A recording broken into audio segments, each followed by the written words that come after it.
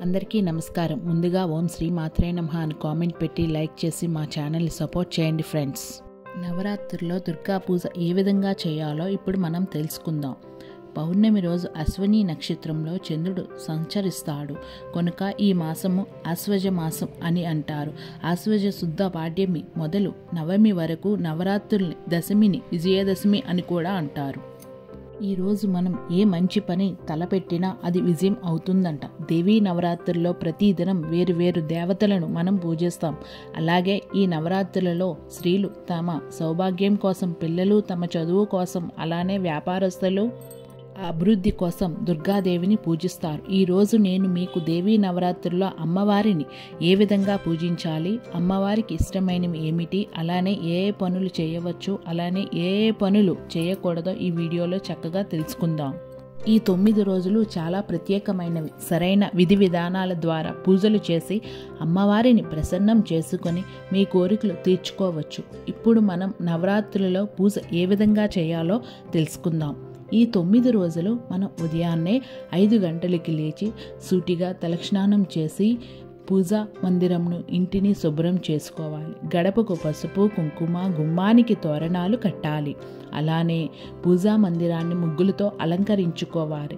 మీరు కూడా ఎర్రటి వస్త్రాలు ధరించి అమ్మవారిని పూజించాలి. ఎవరైనా కలశం పెడితే ఒక ఆసనంపై కలశం తయారు చేసుకుని దానిపై అలంకరించుకున్నందుకు ఎర్రటి వస్త్రంను వెనక వైపు దుర్గాదేవి ఫోటో, సింహవాహిని లేదా దుర్గాదేవి ప్రతిమను ఉంచాలి. కలశం లేని వారు చక్కగా దుర్గాదేవి ఫోటోకి పూజ చేసుకోవచ్చు. అలాగే వీలైనంత వరకు పూజకు ఎర్రటి వస్త్రాలు, ఎర్రటి పుష్పాలు, ఎర్రటి అక్షింతలు ఉపయోగించండి. ఎందుకంటే అమ్మవారికి ఎరుపు ఇష్టమైన రంగు. అలానే పొగడ పువ్వులతో అమ్మవారిని అలంకరించండి. తరువాత నైవేద్యానికి పొంగలి, పులిహోర, దానిమ్మ పళ్ళను సమర్పిస్తూ ఉండండి.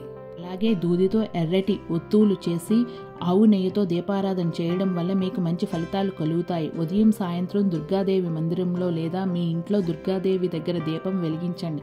వీలైతే అక్కడ కూర్చొని దేవీ స్తోత్రం చదవండి లేదా దుర్గా సప్తపతి లేదా దుర్గా చాలీసని చదవండి. ప్రతిరోజు దుర్గాదేవికి హారతి ఇవ్వండి. దుర్గాదేవి దేవాలయానికి వెళ్ళినప్పుడు కుంకుమ పూజ చేయిస్తే మీరు అనుకున్న కార్యాలన్నీ సిద్ధిస్తాయి.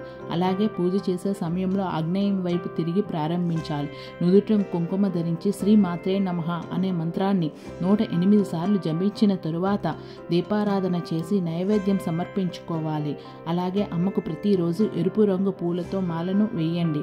మీ ఈ 9 రోజులు ఉపవాసం చేయండి. ఒకవేళ ఉపవాసం లేకపోయినా ప్రతిరోజు పూజ చేసుకోండి.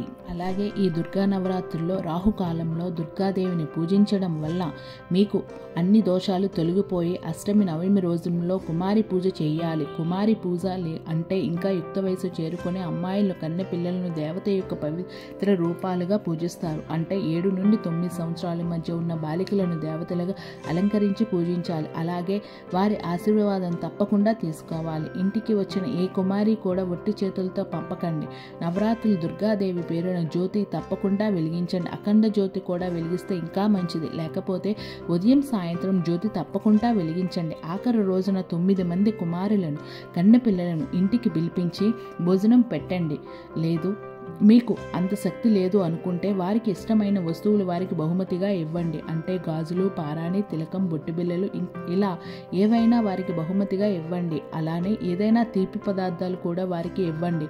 వారిని దేవి స్వరూపుగా భావించి పూజను అలంకరించండి. ఇవన్నీ చేయడం ద్వారా మీరు ఆ దేవిని ప్రసన్నం చేసుకుని ఆశీర్వాదం తప్పగా కొంటారు.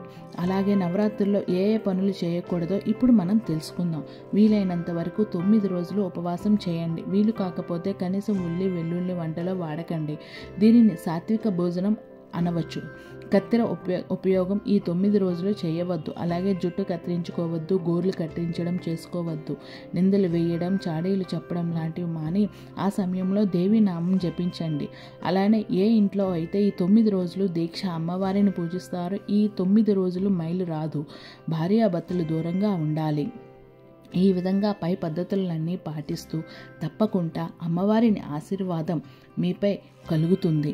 మీకు ఈ వీడియో నచ్చితే తప్పకుండా లైక్ చేసి షేర్ చేయండి. మరిన్ని మంచి వీడియోల కోసం మా ఛానల్ను సబ్స్క్రైబ్ చేయండి. ధన్యవాదములు.